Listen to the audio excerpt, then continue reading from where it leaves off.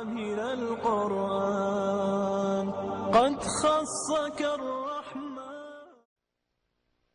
بہرحال آج میں آپ کے ساتھ ایک جاوید چودھری کا یہ آرٹیکل پڑھوں گی جو مجھے بہت پسند ہے. اس کا نام ہے اللہ کا ہاتھ. تو اس میں ایک سیکھنے کی بہت زبردست بات ہے. آرٹیکل اچھا ہے، غور و فکر کی دعوت دیتا ہے. بات میں کر رہی تھی کہ کچھ لوگوں کو مل کر خوشی ہوتی ہے اور کچھ لوگوں کو مل کر پریشانی ہوتی ہے. یہ لکھتے ہیں آج تک صرف 2 بندے ملے ہیں جن سے مل کر حقیقتاً خوشی ہوئی. کون ہے وہ 2 خوش نصیب جن سے مل کر حقیقتاً خوشی ہوئی؟ ایک صاحب کراچی سے تشریف لائے، بزنس مین تھے. انہوں نے کہا میں معمولی درجے کا کاروباری شخص ہوں. اپنی تمام ضروریات پوری کرنے کے بعد مجھے ہر مہینے 5,000 روپے بچ جاتے ہیں. میری سیونگ ہے. آپ کی نظر میں کوئی ضرورت مند ہو تو مہربانی فرما کر مجھے اس کا ایڈریس دے دیں. میں چپ چاپ اس کی خدمت کرتا رہوں گا. مجھے اس کی بات سن کر بے حد خوشی ہوئی. مجھے کیوں خوشی ہوئی اس کی وجہ میں آگے چل کر بیان کروں گا. دوسرے صاحب لاہور کے ایک کلرک تھے. کسی نے ان کے بارے میں بتایا وہ دفتر سے واپسی کے بعد کاغذ چننے والے بچوں کو جمع کرتے ہیں، انہیں الف ب ت اور 1 2 3 سکھاتے ہیں. بیسکس. میں ان کی تلاش میں نکل کھڑا ہوا. کون ہے وہ دھرم پورہ میں ریلوے لائن کے ساتھ رہتے تھے. میں ان کے گھر میں پہنچا تو ان کے دروازے پر کاغذ جمع کرنے والے بچوں کے تھیلے اور گٹھڑیاں پڑی تھیں. میں ان گٹھڑیوں اور تھیلوں میں راستہ بناتا ہوا ان کی بیٹھک میں داخل ہو گیا. بیٹھک میں دری بچھی تھی. دری پر 25-30 بچے بیٹھ کر الف انار اور بے بکری پڑھ رہے تھے. وہ ایک کونے میں بیٹھ کر سماعت اور گویائی سے محروم، یعنی ڈیف اینڈ میوٹ. ڈم نہیں کہتے، اب میوٹ کہتے ہیں کیونکہ مانا تھوڑا سا فرق ہے. anyway. تو وہ ایک بہری گنگی بچی کو اشاروں سے پڑھا رہے تھے، یعنی خود. میں ان کے قریب بیٹھ گیا. ان کے چہرے پر ایک عجیب طرح کا نور اور ذات میں ایک انوکھا اطمینان تھا. مجھے پتا چلا روز 3 بجے تک ان کی بیٹھک کھل جاتی. بچے آنا شروع ہو جاتے. بچے سب سے پہلے غسل خانے میں جاتے ہیں، وضو کرتے ہیں، ظہر کی نماز پڑھتے ہیں، گھر میں جو کچھ پکا ہوتا ہے وہ کھاتے ہیں، 1 گھنٹہ پڑھتے ہیں اور پھر اپنے اپنے تھیلے اٹھا کر چلے جاتے ہیں. یہ دنیا کا واحد اسکول تھا جس میں حاضری کا کوئی رجسٹر نہیں تھا. لیکن اس کے باوجود جس بچے نے ایک بار اس دہلیز پر قدم رکھ دیا وہ پھر اس پیر خانے کا ہو کر رہ گیا، یعنی اس جگہ کے ساتھ ہوک ہو گیا. میں 1 گھنٹہ وہاں بیٹھا رہا. معلوم ہوا اب تک اسکول کی سینکڑوں برانچیں کھل چکی ہیں. حضرت صاحب ہر کلاس میں سے 2-3 بچوں کو سلیکٹ کرتے ہیں، انہیں 2-2 3-3 گھنٹے پڑھاتے ہیں. یعنی باقی تو گھنٹہ پڑھ کے چلے جاتے ہیں، کچھ بچوں کو 2-2 گھنٹے بھی پڑھاتے ہیں. جب وہ ان کے معیار کے مطابق عالم ہو جاتے ہیں تو وہ انہیں اپنے پاس بٹھاتے ہیں، ان کے سر پر ہاتھ پھیرتے ہیں اور میٹھی آواز میں کہتے ہیں بیٹا جاؤ اپنے جیسے دوسرے بچوں کو یہ سب کچھ سکھا دو. وہ بچے اٹھتے ہیں اور کسی گندے نالے، کسی جوہڑ کے کنارے، پرانے کاغذوں کے کسی گودام کے باہر یا کسی بدبودار آبادی کے کسی ٹنڈ منڈ درخت کے نیچے اس اسکول کی برانچ کھول لیتے ہیں. یہ دنیا کا واحد ادارہ ہے جس میں پورے اسکول کے لیے 1 کتاب کافی سمجھی جاتی ہے. یہ بچے کانے چھڑی کے کسی ٹکڑے یا درخت کی شاخ کو قلم بناتے ہیں، زمین کو سلیٹ بناتے ہیں، پھر یہی سلیٹ اور قلم انہیں روشنی کی نہ ختم ہونے والی وادی میں لے جاتی ہے. مجھے معلوم ہوا وہ کسی سے پیسہ قبول نہیں کرتے، اپنی معمولی آمدنی سے بچوں کو کھانا کھلاتے ہیں، یعنی جو گھر میں پکتا وہی کھلا دیتے ہیں، انہیں چائے بھی پلاتے ہیں. میں نے ان کا ہاتھ چوما اور باہر آ گیا. مجھے ان سے مل کر بے انتہا خوشی ہوئی. مجھے کیوں خوشی ہوئی؟ میں اس کی وجہ آپ کو بتاتا ہوں. میرے گھر میں جب بھی ٹیلی فون کی گھنٹی بجتی ہے، میں جو بھی خط کھولتا ہوں، جو بھی ای میل پڑھتا ہوں، اس میں یا تو امداد کی درخواست ہوتی ہے، یا کسی NGO کا تعارف ہوتا ہے، یا پھر کالم لکھنے والے کا ملفوف مطالبہ. کوئی کہتا ہے میں 50 لاکھ کا مقروض ہوں، مجھے کسی سے 25-30 لاکھ روپے لے دیں. کوئی کہتا ہے میں ملک سے باہر تعلیم حاصل کرنا چاہتا ہوں، میرے لیے 20-25 لاکھ کا بندوبست کر دیں. کوئی کہتا ہے میری آمدنی کم اور بچے زیادہ ہیں، مجھے امریکہ کا ویزا لگوا دیں. کوئی کہتا ہے فلاں بڑا شخص آپ کا واقف ہے، یا آپ نے بیرون ملک آباد فلاں شخص کے بارے میں کالم لکھا تھا، آپ اس سے کہہ کر مجھے قرض حسنہ لے دیں یا پھر باہر سیٹ کرا دیں.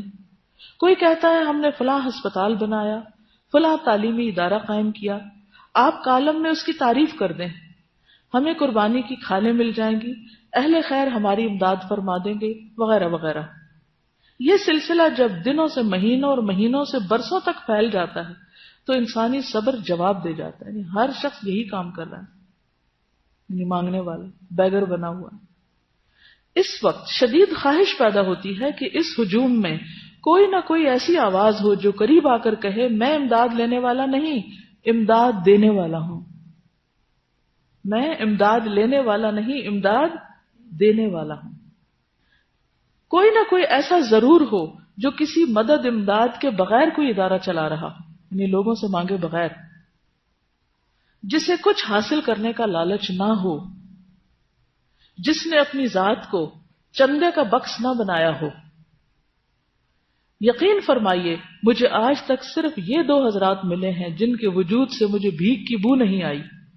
پہلے صاحب نے جب یہ کہا میں ضرورت مندوں کی اتنی ضرورت پوری کر سکتا ہوں تو دل خوشی سے جھوم اٹھا، اور جب میں نے دوسرے سے عرض کیا حضور میں بچوں کے لیے پانی کا ایک کولر اور ایک نئی دری پیش کرنا چاہتا ہوں، تو وہ مسکرائے اور آہستہ آواز میں بولے بیٹا ہمیں اس کی ضرورت نہیں، پانی کے لیے گھڑا موجود ہے، اس کا پانی ٹھنڈا بھی ہوتا ہے اور میٹھا بھی.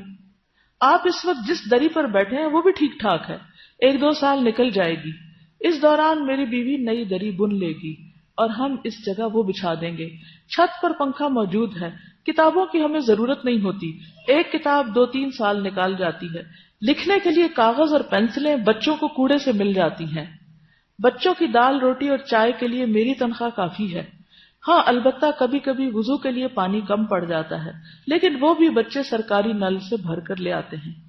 بس اللہ کا کرم ہے، ہم بہت سکھی، بہت خوش ہیں. میں نے رقم کے لیے اصرار کیا تو اسی خوشبودار لہجے میں بولے بیٹا اللہ کو اوپر والا ہاتھ نیچے والے ہاتھ سے زیادہ پسند ہے، تم نہیں چاہتے ہم اللہ کے پسندیدہ لوگوں میں شامل رہیں؟ میں نے عرض کیا میں اللہ کے لیے دینا چاہتا ہوں. انہوں نے کہکا لگایا لینے والا ہاتھ اللہ کا نہیں ہوتا، یہ ہاتھ، انہوں نے ہاتھ آگے بڑھایا، یہ ہاتھ جس دن پھیل گیا یہ اللہ کا ہاتھ نہیں رہے گا. میری آنکھوں میں آنسو آ گئے، میں نے اینک اتاری اور بڑی احتیاط سے وہ آنسو اپنے رومال میں سنبھال لیے. وہ شخص بھکاریوں کے اس ملک میں میری زندگی کا پہلا سخی تھا. نبی صلی اللہ علیہ وسلم کے بارے میں آپ نے سیرہ میں پڑھا تھا کہ حضرت خدیجہ نے ان کے بارے میں جو گواہی دی تھی اور جس کی بنا پر ان سے کہا تھا کہ اللہ آپ کو کبھی رسوا نہیں کرے گا، واللہ ما یخزیک اللہ ابدا انک لتصل الرحم وتحمل الکل وتکسب المعدوم وتقر الضیف وتعین علی نوائب الحق. کیونکہ آپ رشتوں کو جوڑتے ہیں، ناتواؤں کا بوجھ اپنے اوپر لیتے ہیں، جو چیز لوگوں کے پاس نہیں انہیں وہ کما کے دیتے ہیں، مہمان نوازی کرتے ہیں، حادثوں میں حق کی مدد کرتے ہیں. اللہ آپ کو رسوا نہیں کرے گا. کیا سبق ہے اس میں؟ اللہ کا ہاتھ اور اللہ کی مدد اور اللہ کی تائید کن لوگوں کے لیے ہوتی ہے. اس کردار کے اندر آپ کو عملی معنوں میں، خیالی اور کلامی اور باتوں میں نہیں، عملی شکل میں کیا نظر آتا ہے؟ ایک ایک لفظ چاہیے، صرف 1 یا 2 لفظ. خودداری لکھ لیجئے، کور ویلیوز ہیں نا جو یہاں سے نکلیں گی. توکل، خیر خواہی، قناعت، احساس ذمہ داری، حقوق العباد کا خیال خیر خواہی میں آ جاتا ہے. سیلف ہیلپ اور سیلف لیسنس، یس، بے غرض ہونا، سچا جذبہ. ہر مسئلے کا حل موجود ہے، نو پرابلم شخص، کوئی مسئلہ ہے ہی نہیں. ہر چیز کا حل موجود، کام کی دھن، مقصد کا واضح ہونا. جی، مثبت انداز عمل یا مثبت انداز سوچ.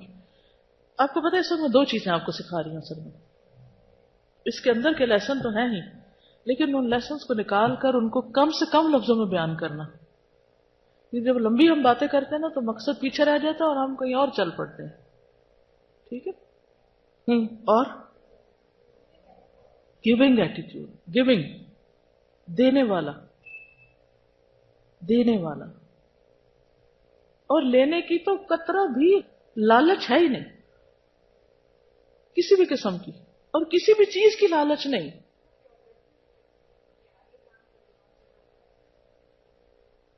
Visionary, progressive. یہ نہیں کہا اچھا جو چند بچے آتے ہیں وہ آئے بیٹھے اور ایک روٹینی کام کیا اور بس کہا جی ہم تو بڑا کارنامہ کر رہے ہیں. کتنی زبردست حکمت ہے کہ ان بچوں میں سے جو قابل ہیں ان کو مزید توجہ دے کر آگے اوروں کی خدمت کے لیے تیار کرنا. با مقصد زندگی، اخلاص نیت. بندوں سے محبت کہہ سکتے ہیں، زبردست محبت بندوں سے نظر آتی.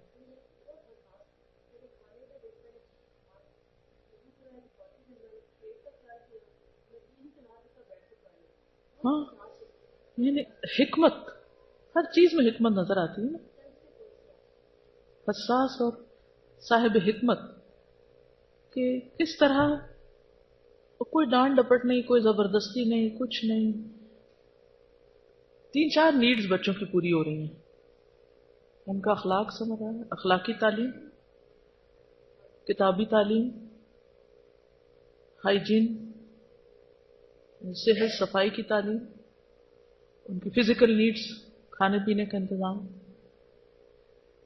ہم کسی کی مدد کرتے ہیں بعض اوقات تو کیا کرتے ہیں، بس کبھی ایک چھوٹی سی مدد کر کے ہم کیا سوچتے ہیں، کارنامہ کر لیا، فلاں اتنا صدقہ نہیں کر دیا ہم نے. اس کا انداز آپ دیکھیے، یعنی اوور آل ساری نیڈز کو دیکھا جا رہا ہے، انڈیویجولس کی بھی اور سوسائٹی کی بھی. اور پھر اپنی حیثیت، کہتے ہیں جتنی چادر دیکھو اتنے پاؤں پھیلاؤ، اپنی حیثیت کے مطابق کام ہو رہا ہے. اور تھوڑا کام مگر مستقل، استقامت کے ساتھ. استقامت بھی لکھ لیجیے، مستقل مزاجی. ہمارا مسئلہ کیا ہے، ایک کام شروع کریں گے پھر تھوڑے دن میں بور ہو جائیں گے، پھر وہ چھوڑ دیں گے، پھر کوئی اور شروع کر دیں گے، پھر اس سے بور ہو جائیں گے، پھر کچھ اور شروع کر دیں گے. اللہ تعالیٰ کو وہ کام پسند ہے جو تھوڑا ہو لیکن مستقل. بالکل gradual, step by step, one thing at a time. عاجزی، تواضع، بیر منیمم کے ساتھ گزارا، لو مینٹیننس. آج کل یہ ٹرم بہت عام ہے نا، فلاں شخص لو مینٹیننس ہے، فلاں چیز لو مینٹیننس، یہ ہاؤس لو مینٹیننس ہے، یہ ڈریس لو مینٹیننس ہے. یہاں آپ دیکھیے کہ ہر چیز لو مینٹیننس، کاسٹ افیکٹو.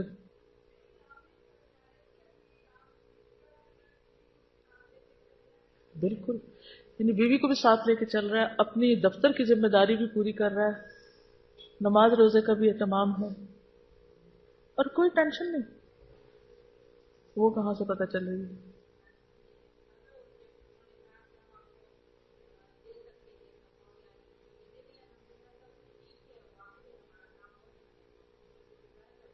یہ خودداری ہے، یہ شکر گزاری نہیں، یہ خودداری.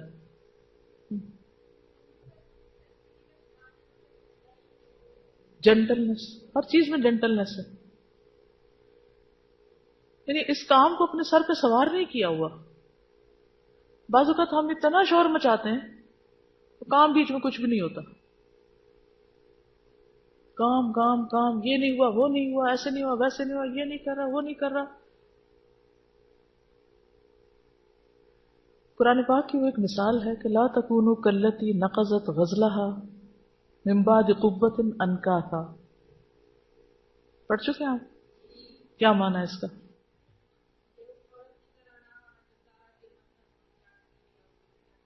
یس، میں کہتی ہوں عورت ہی کی مثال کیوں دی گئی؟ اس عورت کی طرح نہ ہو جانا جو اپنا سوت کاٹنے کے بعد خود اپنے ہاتھوں سے توڑ دیتی، ٹکڑے ٹکڑے کر دیتی. ہم میں سے بہت سے لوگ اسی طرح کے عمل کرتے ہیں. اتنی محنت کرتے ہیں، تھکتے ہیں، کام کر کے اینڈ آف دا ڈے اتنی کمپلینٹس کرتے ہیں، سب کچھ برباد کر کے صاف کر کے پلو جھاڑ کے اٹھتے ہیں. اگر ہم تھوڑے کام ڈاؤن ہو جائیں نا، اللہ پہ بھروسہ کریں.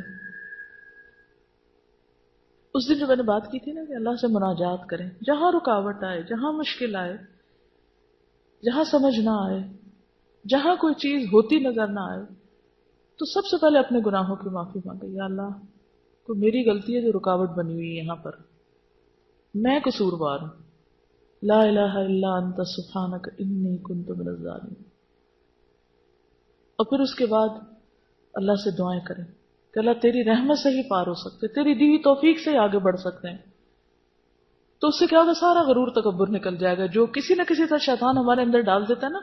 اتنا کر لیا تم نے، ماشاءاللہ، تمہارے آنے سے تو پتہ نہیں اس کام کو 4 چاند لگ گئے اور اتنی ترقی ہو گئی اور اتنا کچھ کما لیا. ہم خود کو کریڈٹ دینے کے شوقین ہوتے ہیں نا، تو خود کو کریڈٹ دینے لگتے ہیں. کہیں بھی جب ہمیں کوئی اچیومنٹ ہوتی اور اللہ کا فضل بھول جاتے ہیں کہ اس نے چنا ہمیں اس کام کے لیے، اس نے ہمیں سمجھ دی، اس نے راستہ دکھایا، اس نے ہم سے کروایا. اسی لیے اکثر ایسے ہوتا ہے کہ جب ہم کسی چیز کو مینشن کرنے لگتے ہیں نا، وہیں رکاوٹ آ جاتی ہے، ادھر ہی رک جاتا ہے کام. اللہ تعالیٰ کہتے ہیں اچھا کر کے دکھاؤ، پھر اب تم سمجھتے تم نے کیا، کرو اور دیکھو کتنا ہوتا ہے. اور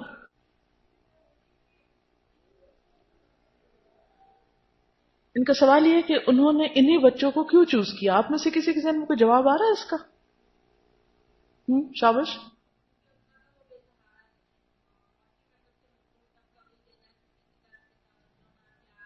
یعنی سب سے محروم طبقہ نا، جن کو کوئی پوچھتا ہی نہیں. اصل وجہ تو وہ خود ہی جانتے ہوں گے، لیکن بظاہر ایسے نظر آتا ہے کہ انہوں نے ان بچوں کو لیا جو واقعی مدد کے مستحق تھے.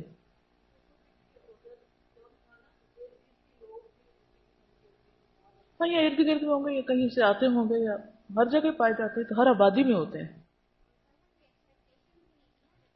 نہ ان کی ایکسپیکٹیشن، نہ ان کی ایکسپیکٹیشن، نہ ان کی ان سے کوئی اور نہ ان کی ان سے. ہم کسی کے اوپر کوئی تھوڑا سا بھی احسان کر لیتے ہیں تو پھر اس سے توقعات رکھ بیٹھتے ہیں.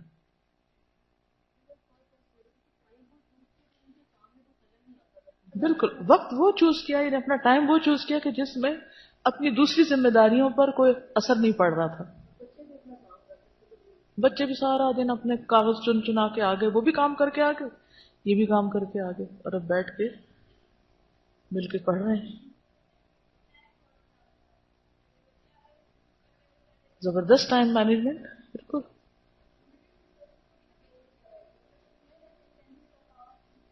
ہر چیز کا سولوشن موجود. اب اس کی روشنی میں سوچئے آپ کیا کر سکتے ہیں. تو یہ جو برکت کا ایلیمنٹ ہے نا کسی بھی کام میں، یہ جو یہاں بھی اس شخص کے بھی کام میں برکت نظر آتی ہے، وہ اسی وجہ سے ہے کہ اس کا اپنا ایک سیلف لیسنس ہے. اسے کوئی نام نہیں چاہیے، نو نیم نو فیم، کچھ نہیں. اس کو جو ایک سکون اور اطمینان اور خوشی نصیب ہو رہی ہے، وہ اس کا ریوارڈ ہے، انسٹنٹ ریوارڈ. ہم سکون کی تلاش میں ہوتے ہیں، ہم سکون آور دوائیاں خریدتے ہیں، ہم سکون چاہتے ہیں، لیکن سکون ہمیشہ دینے سے ملتا ہے، خدمت سے ملتا ہے، بے غرضی اور اخلاص سے ملتا ہے. اس لیے چھوٹی سی نیکی کو بھی حقیر نہ سمجھے، چھوٹے سے کام کو بھی معمولی نہ سمجھے، اور چھوٹی سی چیز بھی کل قیامت کے دن ہو سکتا ہے کہ وہی کام آ جائے. تو اس پر بھی جتنا ہم اللہ کا شکر ادا کریں اتنا ہی کم ہے کہ اس نے ہمارے لیے نیکی کے مواقع رکھے ہیں، جگہ رکھی ہیں. وہ ایک کھجور جو آپ کھانے والے تھے وہ آپ نے کسی کو کھلا دی، یہ سوچ کر کہ نبی صلی اللہ علیہ وسلم نے فرمایا کہ آگ سے بچو، خواہ کھجور کا آدھا ٹکڑا ہی کیوں نہ. تو جب انسان اپنی ذات پہ دوسروں کو ترجیح دیتا ہے تو یہ سب کچھ آتا ہے.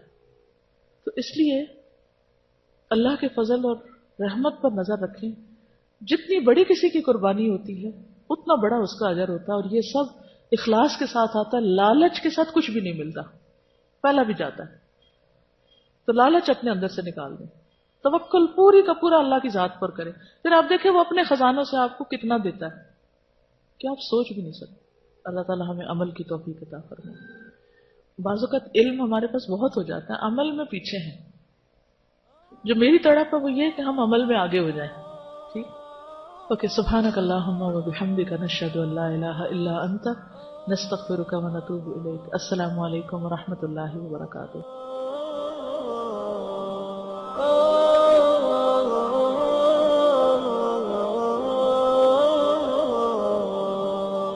يا حامل القرآن